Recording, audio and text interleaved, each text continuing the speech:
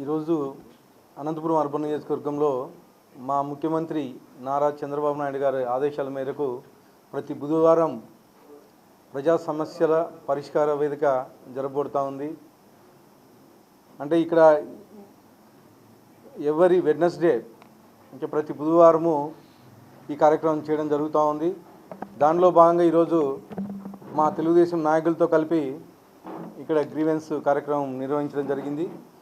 ముఖ్యంగా గతంలో హౌసింగ్ కట్టిస్తామని చెప్పేసి డబ్బులు వసూలు చేయడం జరిగింది. దాని మీద మేము చాలా వరకు డబ్బులు పే చేస్తున్నాం. ఇంతవరకు మాకు హౌసింగ్ రాలేదు. గతంలో మేము 2014-19 కాలంలో టిట్కో హౌసెస్ నిర్మించాము. దానిలకు కానీ డబ్బులు వసూలు చేశారు ఈ జగన్మోహన్ రెడ్డి ప్రభుత్వం వచ్చిన తర్వాత. వాటిలో దాదాపు 25,000 కొన్ని, 50,000 కొన్ని ఇట్లా డబ్బులు కట్టించుకొని మాకు ఇల్లు హ్యాండ్ ఓవర్ చేయలేదు, డబ్బులు వెనక్కి ఇవ్వట్లేదని చెప్పేసి చాలా వరకు అర్జీలు రావడం జరిగింది. దానిలో భాగంగానే గతంలో మేము ఏదైతే టిట్కో హౌసెస్